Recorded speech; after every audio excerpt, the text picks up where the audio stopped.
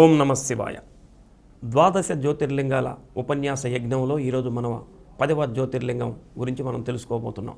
10వ జ్యోతిర్లింగంగా త్రయంబకేశ్వరుడు మనకి సర్వమైనటువంటి ఆశీస్సులు మనకు అందించాలనే ఉద్దేశంతో ఆ త్రయంబకేశ్వరుడిని ప్రార్థిస్తూ ఉన్నాం. మనకి గతంలో ఉన్నటువంటి 9 జ్యోతిర్లింగాల మహత్యాల గురించి మనం తెలుసుకున్నాం. ఏ జ్యోతిర్లింగానికి ఆ జ్యోతిర్లింగమే పరమ పవిత్రమైనదిగా, సర్వమైనటువంటి కోరికలు తీర్చేటటువంటి పరమేశ్వరుడు బోళాశంకరుడుగా మనం అన్ని జ్యోతిర్లింగాలలో ఉన్నటువంటి చరిత్రను గురించి తెలుసుకున్నాం. ఈరోజు కూడా త్రయంబకేశ్వరుడిని ఆరాధన చేస్తే మనకి ఎటువంటి ఫలితాలు సిద్ధిస్తాయి అన్నటువంటి విషయాన్ని మనం ఈ చరిత్ర ద్వారా మనం తెలుసుకోబోతున్నాం. ముందుగా త్రయంబకేశ్వరుడిని ప్రార్థించి వారి యొక్క ఆశీస్సుల్ని పొంది మనం ఉపన్యాస కార్యక్రమాలకు వెళదాం. సహ్యాద్రి శీర్షే విమలే వసంతం గోదావరి తీర పవిత్ర దేశే యద్దర్శనాత్ పాతక మాసునాశం ప్రయాతితం త్రయంబకం మీసమీడే అంటూ ఆ పరమేశ్వరుడిని ప్రార్థిస్తూ, త్రయంబకేశ్వర మమ్మల్ని కాపాడు తండ్రి అని వారిని ప్రార్థిస్తున్నాం. ఎక్కడుందయ్యా ఈ త్రయంబకం అంటే సహ్యాద్రి కొండల ప్రాంతంలో ఈయన వెలిసినట్లుగా మనకు తెలుస్తుంది. అలానే గోదావరి తీర పవిత్ర దేశే, గోదావరి నది ఏదైతే ప్రవహిస్తుందో అటువంటి పవిత్రమైనటువంటి ప్రాంతంలో స్వామివారు నెలకొన్నట్లు కూడా మనకి తెలుస్తుంది. యద్దర్శనాత్ పాతక మాసునాశం, ఆయన్ని దర్శనం చేసుకున్నంతనే సమస్తమైనటువంటి పాపాలు తొలగిపోతాయని మనకి స్థల పురాణం ద్వారా ఈ శ్లోకం ద్వారా మనకు తెలుస్తుంది. మహారాష్ట్రలోని నాసిక్కి 35 కిలోమీటర్ల దూరంలో మనకి త్రయంబకేశ్వరం క్షేత్రం ఉంది. సహ్యాద్రి పర్వతం ఏదైతే ఉందో ఆ పర్వత సానువుల మీద ఉన్నటువంటి బ్రహ్మగిరి పర్వత ప్రాంతంలో ఈ త్రయంబకేశ్వరం మనకి ఇక్కడ నెలకొన్నట్లుగా కూడా మనకి తెలుస్తూ ఉంది. ఇక్కడ ప్రకృతి సౌందర్యంతో ఇక్కడ అలరారుతూ స్వామివారిని నిరంతరం దర్శనం చేసుకోవాలని, అంటే ఆ ప్రాంతానికి వెళ్ళినటువంటి భక్తులు మళ్ళీ వెనక్కి రావాలంటే రాలేనటువంటి ప్రకృతి సౌందర్యం, అలానే ఆధ్యాత్మిక వాతావరణం కూడా త్రయంబకేశ్వరంలో లభిస్తుందని ఇక్కడ భక్తుల ద్వారా మనకు తెలుస్తున్నటువంటి అంశం. ఈ త్రయంబకేశ్వరంలో ఉన్నటువంటి జ్యోతిర్లింగం ఎలాంటిదే అంటే కాశీలో ఉన్నటువంటి విశ్వేశ్వర జ్యోతిర్లింగంతో సమానమైనది. కాబట్టి ఈ క్షేత్రాన్ని పశ్చిమ కాశీగా కూడా అక్కడ భక్తులు పూజలు చేస్తూ ఉంటారు. భక్తుల విశ్వాసం కూడా కాశీకి వెళ్ళలేనటువంటి వాళ్ళు కూడా త్రయంబకానికి వచ్చి ఇక్కడ ఉన్నటువంటి త్రయంబకేశ్వరుని కనుక ఆరాధన చేసినట్లయితే కాశీలో ఉన్నటువంటి విశ్వేశ్వర జ్యోతిర్లింగానికి పూజ చేస్తే ఎటువంటి ఫలితాలు లభిస్తాయో, త్రయంబకేశ్వరంలో ఉన్నటువంటి త్రయంబకేశ్వరుని కూడా ఆరాధన చేసినట్లయితే అటువంటి ఫలితాలే లభిస్తాయనే ఉద్దేశంతో ఈ క్షేత్రాన్ని పశ్చిమ కాశీగా కూడా భక్తులు కొలుస్తూ ఉన్నారు. ఇక్కడికి సంబంధించి మనం ఒక పురాణ గాథని కూడా మనకి తెలుసుకున్నట్లయితే పరమ పవిత్రమైనటువంటి పురాణ గాథ ఇక్కడికి మనకు తెలుస్తుంది. ఎందుకంటే గోదావరి నది ఆవిర్భావం కూడా ఈ ప్రదేశంలోనే జరిగింది. కాబట్టి ఒక నది ఆవిర్భావం చెందటానికి గల స్థల పురాణం ఇక్కడ మనకి తెలుస్తుంది. కాబట్టి ఇది పరమ పవిత్రమైనటువంటి క్షేత్రంగా కూడా మనకి పూజలు అందుకుంటూ ఉంది. మనకి సప్తర్షులు 7 ఉన్నారు. ఆ 7 మహర్షులు కూడా ఇక్కడ ఉన్నటువంటి వాళ్ళే అన్నటువంటి విషయం మనకు తెలుస్తుంది. గౌతముడు, విశ్వామిత్రుడు, భరద్వాజుడు, అత్రి, వశిష్ఠుడు, కశ్యపుడు, జమదగ్ని, వీళ్ళందరూ కూడా ఇక్కడి నుంచి ఉన్నటువంటి వాళ్ళే అన్నటువంటి విషయం మనకు తెలుస్తుంది. అంటే సప్తర్షులు ఉన్నటువంటి ప్రాంతంగా కూడా ఇక్కడ ఈ ప్రాంతం పరమ పవిత్రంగా ఉంది. ఒకసారి గౌతముడు ఈ ప్రదేశాన్ని ఎన్నుకొని ఈ ప్రదేశంలో 1000 సంవత్సరాలు పరమేశ్వరుడు గురించి తపస్సు చేశాడట. ఆయన 1000 సంవత్సరాలు తపస్సు చేస్తున్నటువంటి సందర్భంలో ఇక్కడ ఈ ప్రాంతంలో కరువు కాటకాలు నెలకొన్నాయని మనకి చరిత్ర ద్వారా తెలుస్తున్నటువంటి అంశం. ఈ కరువు కాటకాలు ఎప్పుడైతే నెలకొన్నాయో అక్కడ ఉన్నటువంటి మునులు కానీ, అక్కడ ఉన్నటువంటి జంతువులు కానీ, అక్కడ ఉన్నటువంటి మృగాలు కానీ ఇక్కడ నుంచి వలస వెళ్ళిపోదాం, ఇంకొక ప్రాంతానికి వెళదామని అన్నీ వెళుతున్నటువంటి సందర్భంలో గౌతముడు వీళ్ళందరి గురించి తెలుసుకొని, గౌతమ మహర్షి మనకి కరువు కాటకాలు ఉన్నాయి కాబట్టి మీరు ఇక్కడి నుంచి వెళ్ళిపోతున్నారు, మీరు ఇక్కడి నుంచి వెళ్ళిపోవద్దు. ఈ సహ్యాద్రి పర్వతం అంటే పరమ పవిత్రమైనటువంటి క్షేత్రం. ఇక్కడ సప్తర్షులు కూడా ఇక్కడ ఉండి వాళ్ళు అన్ని రకాలైనటువంటి తపస్సులు చేసుకున్నటువంటి పరమ పవిత్రమైనటువంటి ప్రదేశం. మీకు ఎటువంటి ఇబ్బంది లేకుండా నేను మీకు కరువు కాటకాల నుంచి మిమ్మల్ని బయటపడేస్తానని ఎప్పుడైతే గౌతమ మహర్షి చెప్పాడో అప్పుడు వాళ్ళందరూ అక్కడ ఆగిపోవడం జరుగుతుంది. గౌతమ మహర్షి వరుణ దేవుడి గురించి ఆరాధన చేసి వరుణ దేవుడి గురించి తపస్సు చేయటం జరుగుతుంది. గౌతమ మహర్షి లాంటి వాడు తపస్సు చేశాడంటే ఏ దేవత అయినా రావాల్సిందే. వెంటనే వరుణ దేవుడు ప్రత్యక్షమై, గౌతమ మహర్షి, మీకు కావాల్సినటువంటి ఎందుకు నన్ను పిలిచారు, ఎందుకు నా గురించి ఆరాధన చేశారు చెప్పమని వరుణదేవుడు అడిగినప్పుడు, మా సహ్యాద్రి పర్వతం ప్రాంతంలో ఇక్కడ కరువు కాటకాలు నెలకొన్నాయి, వర్షాలు కురవటం లేదు, కాబట్టి నువ్వు వరుణదేవుడు కాబట్టి ఇక్కడ వర్షాలు కురిపించు అని గౌతముడు వరుణదేవుడిని ప్రార్థించినప్పుడు వరుణదేవుడు ఒక మాట చెప్పాడు.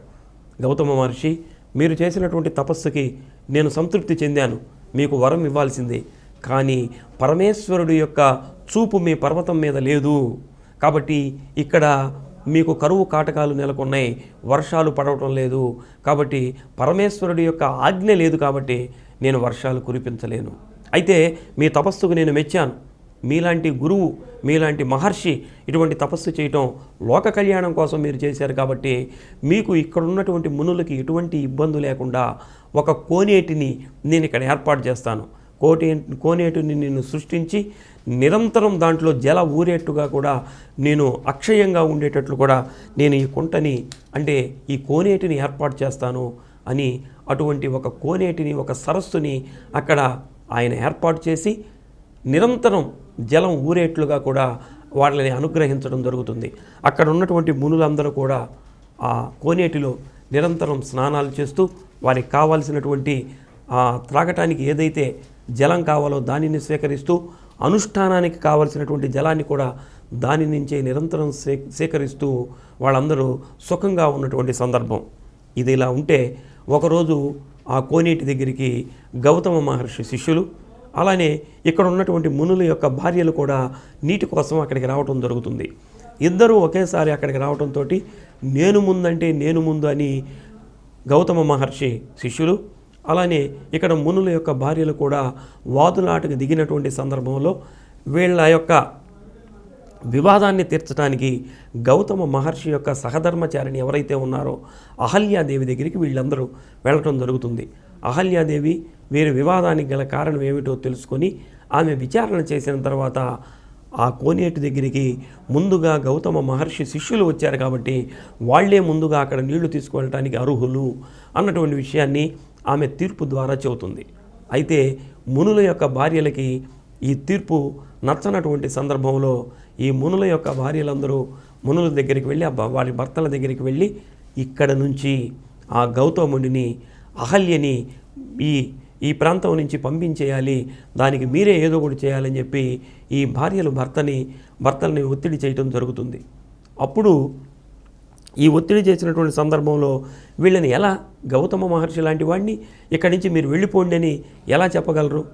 అహల్య లాంటి మహాపతివ్రతని ఇక్కడి నుంచి వెళ్ళిపోమని ఎలా చెప్పగలరు? మునులు అంత సాహసం చేయలేకపోయారు. ఇంటికి వస్తే భార్యల యొక్క వాదన ఎక్కువైపోతుంది. కాబట్టి ఏమి చేయాలో అర్థం కాక సంకటాలను తీర్చేటటువంటి వాడు గణేశుడు కాబట్టి ఆ విఘ్నేశ్వరుడికి ఆరాధన చేద్దాం, ఆయన ఏదో ఒక మార్గం చూపిస్తాడని ఈ మునులందరూ విఘ్నేశ్వరుడికి ప్రార్థన చేయడం జరుగుతుంది.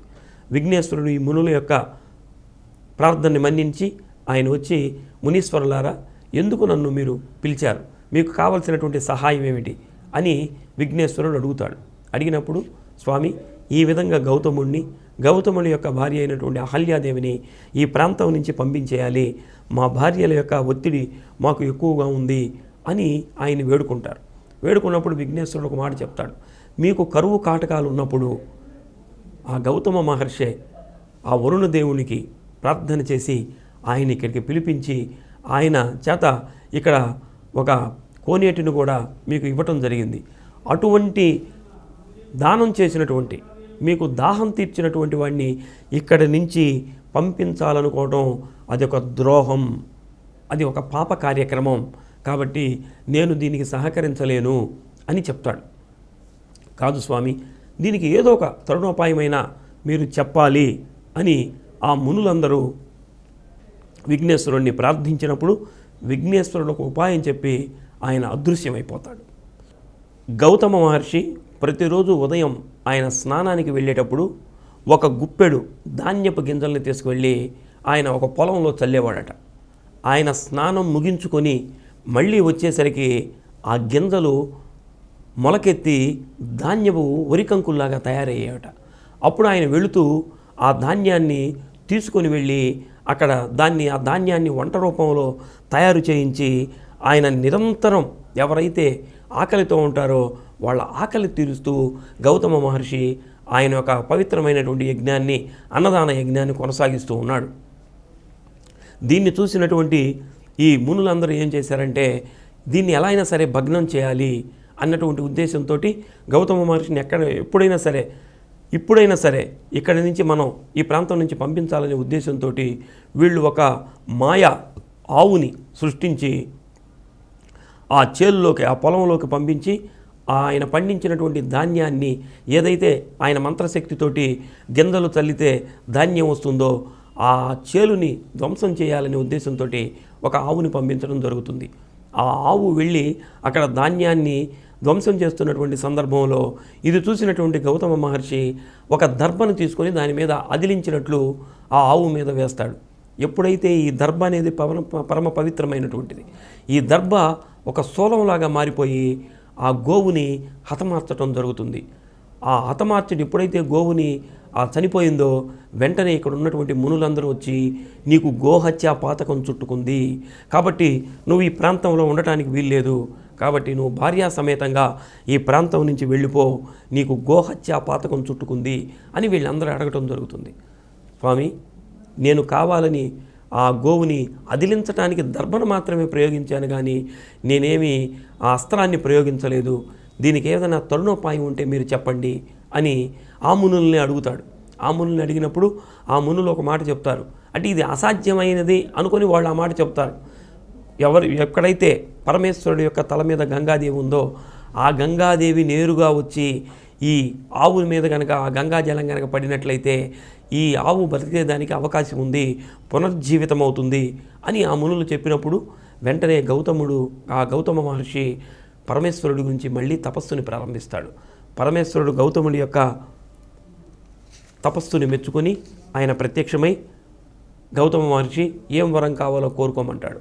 స్వామి, నాకు తెలియకుండానే గోహత్యా పాతకం నన్ను చుట్టుకుంది, కాబట్టి ఈ గోహత్యా పాతకం నుంచి నేను విముక్తిని కావాలంటే మీ శిరస్సు మీద ఉన్నటువంటి గంగాజలం గనక వచ్చి నేరుగా ఆ ఆవు మీద గనక, ఏదైతే మృత కళేబరం ఉందో ఆ కళేబరం మీద గనక ఆ గంగాజలం గనక పారినట్లయితే ఆ మృత జీవి ఏదైతే ఆవు ఉందో, గోమాత ఉందో, ఆ మృతజీవి ఈ గంగాజలంతో అమృతంలాగా మారిపోయి ఆ గోవు బ్రతికేదానికి అవకాశం ఉంటుంది, నాకు గోహత్యా పాతకం నుంచి విముక్తి లభిస్తుంది, కాబట్టి మీ గంగాజలాన్ని విడిచిపెట్టండి స్వామి అని వేడుకున్నప్పుడు పరమేశ్వరుడు పులకించినటువంటి వాడే ఆయన భక్తికి పరవశించి అలానే అని గంగామాతను ఆజ్ఞాపిస్తే ఆ గంగామాత అక్కడ నుంచి ప్రవహించడం జరిగింది. అంటే త్రయంబకేశ్వరం నుంచి గంగామాత ప్రవహించి ఆ ఆవుని బ్రతికించినటువంటి ప్రదేశం ఇది. అంటే గౌతమ మహర్షి కోరిక మీదకు ఏ విధంగా అయితే గంగామాత ఇక్కడికి వచ్చిందో కాబట్టి ఆ గంగే గోదావరిగా పిలువబడుతుంది. ఆ గంగనే గౌతముడు పిలిచిన దాని మీద వచ్చింది కాబట్టి గౌతమి గంగగా అని పిలుస్తారు. ఆ గౌతమి గంగే గోదావరిగా మారి ఈరోజు ప్రవహిస్తూ ఉంది అన్నటువంటి విషయం, గోదావరి పుట్టుక కూడా ఈ త్రయంబకేశ్వరంలో జరిగింది. కాబట్టి బ్రహ్మహత్యా పాతకం నుంచి, గోహత్యా పాతకం నుంచి ఆయన బయటపడ్డాడు. కాబట్టి ఇది ఒక పరమ పవిత్రమైనటువంటి ప్రదేశం, అంటే మృత్యువుని జయించేటటువంటి ప్రదేశం. కాబట్టి శివుడికి మనం మృత్యుంజయ మహామంత్రాన్ని జరుపుకునేటప్పుడు ఓం త్రయంబకం యజామహే సుగంధిం పుష్టివర్ధనం ఓర్వారుకమివ బంధనాన్ మృక్షోర్ముక్షీయమామృతాత్ అని ఆ త్రయంబకేశ్వరుడిని మనం ప్రార్థిస్తాం. అంటే ఇక్కడ గోవుని ఏ విధంగా అయితే గంగాజలంతో బ్రతికించాడో అలానే ఇక్కడ ఉన్నటువంటి పరమేశ్వరుడి యొక్క ఆశీస్సులు కనుక మనకు వచ్చినట్లయితే మనం కూడా ఎటువంటి మరణాలు లేకుండా ఉంటామన్నటువంటిది ఇక్కడ మనకి తెలుస్తుంది. మహామృత్యుంజయ మంత్రం కూడా ఇక్కడే ఈ స్వామి మీదే ఆవిర్భవించినట్లు కూడా మనకి ఈ శ్లోకం ద్వారా మనకి తెలుస్తుంది. ఆ విధంగా ఆ గంగామాత అవతరించినటువంటి గంగామాతని పరమేశ్వరుడు, నువ్వు ఎడితిరిగి ఈ భూలోకంలోకి వచ్చావు, గోదావరిగా నీకు నామకరణం జరిగింది, నువ్వు ఇక్కడ అందరినీ సస్యశ్యామలం చేయి, ఇక్కడ ఉన్నటువంటి ప్రాంతాన్ని నీలో స్నానం చేసినటువంటి వాళ్ళకు కూడా అన్ని సద్గతులని ప్రసాదించు అని పరమేశ్వరుడు ఆ గంగామాతని ఇక్కడే స్థిర నివాసం ఏర్పరచుకో గోదావరిగా అని చెప్పినప్పుడు అప్పుడు ఆ గంగామాత స్వామి నన్ను ఇక్కడికి పంపించావు నువ్వు లేకుండా నేను ఎలా ఉండగలను, కాబట్టి మీరు కూడా ఇక్కడ త్రయంబకేశ్వరుడుగా జ్యోతిర్లింగంగా మీరు కూడా ఇక్కడ వెలవండి, నేను ఇక్కడే ఉంటాను, మీరు ఇక్కడే ఉంటారు, కాబట్టి ఈ భక్తులందరికీ కూడా మీ ఆశీస్సులు మనం అందిద్దాము అని చెప్పినప్పుడు స్వామివారు గంగాదేవి యొక్క ఆజ్ఞను మన్నించి ఆమె యొక్క ప్రార్థనను మన్నించి ఆయన ఇక్కడ త్రయంబకేశ్వరుడుగా జ్యోతిర్లింగంగా ఆవిర్భావం చెందటం జరిగింది. ఆ విధంగా త్రయంబకేశ్వరుడు ఇక్కడికి వచ్చాడు. గంగామాత గోదావరిగా అవతరించింది. గౌతమ మహర్షికి గోహత్య పాతకం నుంచి విముక్తి కలిగినటువంటి ప్రదేశంగా కూడా ఈ ప్రదేశం పరమ పవిత్రమైనదిగా చెప్తున్నాం. ఇందాక మనం శ్లోకంలోనే చెప్పుకున్నట్లు యద్దర్శనాత్ పాతకమాసు నాశం, ఏవైతే పాతకాలు ఉంటాయో పాపాలు ఉంటాయో అవన్నీ నాశనం అయిపోతాయి, ధ్వంసం అయిపోతాయి అన్నటువంటి విషయాన్ని మనకి తెలుస్తూ ఉంది. ఈ త్రయంబకేశ్వరుడు యొక్క దేవాలయం కూడా ఎలా ఉంటుందంటే సువిశాలమైనటువంటి ప్రాంగణంలో ఈ దేవాలయం విలసిల్లుతూ ఉంది. గొప్ప శిల్పకళా సౌందర్యంతో ఈ దేవాలయం మనకు కల్పిస్తుంది. ఇక్కడ ఉన్నటువంటి ప్రకృతి రమణీయత ఎలా ఉంటుందంటే ఇక్కడే ఉండిపోదామా, ఈ ప్రాంతంలోనే మనం స్థిర నివాసాన్ని ఏర్పరచుకుందామా, ఈ త్రయంబకేశ్వరుడిని నిరంతరం మనం చూస్తూ ఉందామా అన్నటువంటి అనుభూతి ఈ క్షేత్రానికి వచ్చినటువంటి భక్తులకు కూడా కలుగుతూ ఉంటుంది. ఇక్కడ శివాలయంలో కనుక మనకు శివుణ్ణి చూసినట్లయితే అన్ని శివాలయాలలో ఉన్నటువంటి శివలింగాలలాగా ఇక్కడ ఉండదు. ఎలా ఉంటాడయ్యా ఇక్కడ శివుడు ప్రత్యేకంగా అంటే స్వామివారికి ఉన్నటువంటి పానవట్టం ఎలా ఉంటుందంటే మనకు ఒక రోలుకి ఏ విధంగా అయితే పత్రం పెట్టడానికి గుంట ఉంటుందో అలానే పానవట్టంలో కూడా ఒక గుంట ఉంటుందట. ఆ గుంటలో 3 శివలింగాలు చిన్న చిన్నవి ఉంటాయి. ఆ 3 శివలింగాలు దేనికి ప్రతీక అంటే బ్రహ్మ విష్ణు మహేశ్వరులకి ప్రతీకగా 3 శివలింగాలు అక్కడ ఆవిర్భవించి పూజలు అందుకుంటూ ఉన్నాయి అన్నటువంటి మనకు తెలుస్తుంది. అంటే ఇక్కడ ఉన్నటువంటి పానవట్టం గుంటగా ఉంటుంది. ఆ గుంటలో ఒక శివలింగం కాకుండా 3 శివలింగాలు ఉంటాయి. ఈ 3 శివలింగాలు కూడా త్రిమూర్తాత్మకంగా ఉంటాయి. అంటే బ్రహ్మ విష్ణు మహేశ్వరులుగా వీళ్ళు పూజలు అందుకుంటూ ఉన్నారు అన్నటువంటి విషయం మనకు తెలుస్తుంది. ఈ త్రయంబకంలో ఉన్నటువంటి త్రయంబకేశ్వరుని కనుక మనం దర్శించుకుంటే ముగ్గురిని కూడా త్రిమూర్తుల్ని మనం దర్శించుకున్నటువంటి ఆ ముక్తి లభిస్తుంది, పుణ్యం లభిస్తుందని ఈ క్షేత్రం ద్వారా మనకు తెలుస్తూ ఉన్నటువంటి అంశం. ఇక్కడ ఈ గుంటలో నుంచి నిరంతరం నీళ్లు ఊరుతూ ఉంటాయట. నిరంతరం చూడండి, అక్కడ ఆ వరుణదేవుడు ఏ విధంగా అయితే కోనేటిని నిరంతరం ఆ ఓట ఊరేటటువంటి కోనేటిని ఇక్కడ ఆయన మనకి ఏర్పాటు చేయడం జరిగింది. అటువంటి ఓటనే ఇక్కడ శివుడి యొక్క శివలింగాలలో నుంచి ఆ 3 లింగాల్లో నుంచి ఆ పానవట్టంలో నుంచి నీళ్లు ఉద్భవిస్తూ ఉంటాయట. అర్చక స్వాములు వాటిని నిరంతరం బయటికి పంపిస్తూ ఉంటారట. అటువంటి గంగాజలం, ఎందుకంటే గంగ ఇక్కడ అవతరించింది కాబట్టి గంగ కూడా నిరంతరం స్వామివారికి తన నీటి బిందువులతోటి అర్చన చేస్తూ ఉన్నది అన్నటువంటి విషయం కూడా మనకి ఇక్కడ తెలుస్తూ ఉన్నటువంటి విషయం. ఈ ఆలయం బయటకు గనక వచ్చినట్లయితే తూర్పు గోడకు ఆనుకొని ఒక 30 గుడుల్లాగా మందిరాల్లాగా ఉండటం జరుగుతుంది. ఆ 30 మందిరాల్లో కూడా 30 రకాలైనటువంటి శివలింగాలు మనకి దర్శనమిస్తాయి. కాబట్టి ఇక్కడికి గనక వెళ్ళినట్లయితే అసంఖ్యాకమైనటువంటి శివలింగాలను దర్శించడమే కాకుండా త్రిమూర్తులుగా ఉన్నటువంటి వాళ్ళవే 3 శివలింగాలు కూడా అక్కడ మనకి ఆవిర్భవించినటువంటి సన్నివేశం దర్శనం చేసుకునేటటువంటి అవకాశం కూడా మనకు కలుగుతుంది. గోదావరి నది ఇక్కడ పుట్టిందని మనం చెప్పుకుంటున్నాం. గౌతముడి యొక్క ప్రార్థన మేరకు గంగాదేవి బ్రహ్మగిరి శిఖరం మీద మేడు చెట్టులో నుంచి ఉద్భవించి వచ్చిందట. మేడు చెట్టులో నుంచి ఆ గంగ అవతరణ జరిగింది. అంటే గంగా నది అక్కడ అవతరించింది కాబట్టి గోదావరి పుట్టుక ఈ మేడి చెట్టు రూపంలో నుంచి వచ్చింది కాబట్టి గోదావరి నది పుట్టుక ఇక్కడే అని మనకు చెబుతారు. ఈ త్రయంబకేశ్వరుడి గుడి నుంచి మనం ఒక 500 మెట్లు కనుక పైకి కనుక వెళ్ళినట్లయితే గంగా ద్వారాన్ని మనం చూడవచ్చు. గంగ ఎక్కడి నుంచి అయితే ఉద్భవించిందో అది ఎక్కడి నుంచి వస్తుందో మనకి తెలియదు, అక్కడి నుంచి వస్తున్నట్టు మనకు కనిపిస్తుంది. కాబట్టి గోదావరి ఆ నది ప్రారంభం ఇక్కడి నుంచి జరిగిందనేటువంటి విషయం మనం ఆ 500 మెట్లు కనుక పైకి వెళ్ళి చూస్తే మనం ఆ అద్భుతమైనటువంటి దృశ్యాన్ని కూడా దర్శించుకోవచ్చు. త్రయంబకేశ్వరంలో అక్కడ ఒక చిన్న పాయలాగా ఎక్కడి నుంచి మేడి చెట్టులో నుంచి ఉద్భవించింది కాబట్టి ఒక చిన్న పాయలాగా వచ్చినటువంటి గంగా నది నాసిక్ దగ్గరికి వెళ్ళేసరికి విశాలమైనటువంటి ప్రవాహంలోగా ఆవిర్భావం చెందిందట. చూడండి, ఇంత పిల్ల కాలువ అక్కడికి వెళ్ళేసరికి అంత పెద్ద ప్రవాహం ఎలా అవుతుంది అన్నటువంటి విషయం కూడా ఎవ్వరూ తెలుసుకోలేనటువంటి అంశం. ఈ గోదావరి మహారాష్ట్ర, కర్ణాటక, మన ఉన్నటువంటి తెలంగాణ, అలానే ఆంధ్రప్రదేశ్ రాష్ట్రాల్లో 4 రాష్ట్రాల్లో కూడా గోదావరి నది ప్రవహిస్తూ రాజమండ్రి దగ్గరికి వచ్చేసరికి 7 పాయలుగా విడిపోయి ఈ 7 పాయలు బంగాళాఖాతంలో అంటే సముద్రంలో కలుస్తున్నటువంటి దృశ్యాన్ని మనం చూస్తున్నాం. ఎక్కడ త్రయంబకంలో పుట్టినటువంటి గంగ మన ఆంధ్రప్రదేశ్లోని రాజమండ్రి దగ్గరికి వచ్చి మళ్ళీ బంగాళాఖాతంలో కలిసేటటువంటి అపూర్వమైనటువంటి సన్నివేశాన్ని మనం గోదావరి ద్వారా చూస్తున్నాం. అంటే గోదావరి అంటే సాక్షాత్తు గంగా నదే. కాబట్టి ఈ గోదావరిలో స్నానం చేసినటువంటి వాళ్ళకు కూడా గంగా నదిలో స్నానం చేసినటువంటి పుణ్యం లభిస్తుంది. కాబట్టి గోదావరి నదికి కూడా పుష్కరాలు ఉన్నాయి. 12 ఏళ్లకు ఒకసారి గోదావరి పుష్కరాలు వస్తాయి. కాబట్టి మనం ఈ గోదావరి ఎక్కడైతే విస్తరించిందో మహారాష్ట్ర, కర్ణాటక, తెలంగాణ, ఆంధ్ర రాష్ట్రాల్లో కూడా ఈ గోదావరి పుష్కరాలు చేసుకోవటం జరుగుతుంది. కాబట్టి ఈ త్రయంబకేశ్వరంలో జరిగేటటువంటి ఈ పుష్కరాలనే కుంభమేళా అని కూడా అంటం జరుగుతారు. కాబట్టి ఈ పరమ పవిత్రమైనటువంటి గోదావరి నది ఆవిర్భవించింది కూడా మనకి త్రయంబకేశ్వరంలో. కాబట్టి ఒక్కసారి మనం త్రయంబకేశ్వరుని కనుక దర్శనం చేసుకున్నట్లయితే గోహత్యా పాతకాలు అంటే మనకు తెలియకుండా రకరకాలైనటువంటి పాతకాలు చేస్తాం. మనం దోమల్ని చంపుతాం, చేవల్ని చంపుతాం. ఇటువంటి మనకు తెలియకుండానే కొన్ని ప్రాణుల్ని మనం హింసిస్తాం. కాబట్టి అటువంటి దోషాలు ఏదైనా మనకు కూడా ఉన్నట్లయితే అవి కూడా తొలగిపోయేటటువంటి దివ్యమైనటువంటి క్షేత్రం త్రయంబకేశ్వరం.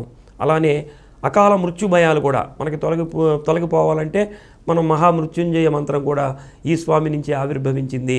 త్రయంబకం యజామహే సుగంధిం పుష్టివర్ధనం అని ఈ స్వామి మీదే మనం మంత్రం చెప్పుకుంటున్నాం. కాబట్టి అకాల మృత్యు భయాలు కూడా తొలగిపోయేదానికి అవకాశం ఉంది. ఇక్కడ ఒక్క శివలింగాన్ని, శివుణ్ణి కనుక ఇక్కడ మనం దర్శనం కనుక చేసుకున్నట్లయితే ఇక్కడ 3 శివలింగాలు ఉన్నాయి. కాబట్టి ఒకటి బ్రహ్మ, ఒకటి విష్ణువు, ఒకటి పరమేశ్వరుడిని. కాబట్టి ముగ్గురిని ఒకేసారి, త్రిమూర్తుల్ని ఒకేసారి దర్శనం చేసుకున్నటువంటి భాగ్యం మనకి ఇక్కడ కలుగుతుంది. ఇటువంటి పరమ పవిత్రమైనటువంటి త్రయంబకేశ్వరంలో ఉన్నటువంటి త్రయంబకేశ్వర జ్యోతిర్లింగాన్ని జీవితంలో ఒక్కసారైనా సరే మనం దర్శనం చేసుకుంటే అంతకు మించి మన జీవితానికి కావలసినటువంటి ఏమీ లేదు. ఇది మనకి మహద్భాగ్యం. పశ్చిమ కాశీ ఈ ప్రాంతం. కాబట్టి ఒకసారి మనందరం కూడా అవకాశం ఉంటే జీవితంలో త్రయంబకేశ్వర జ్యోతిర్లింగాన్ని ఒకసారి మనందరం దర్శనం చేసుకున్నాం. ఓం నమః శివాయ.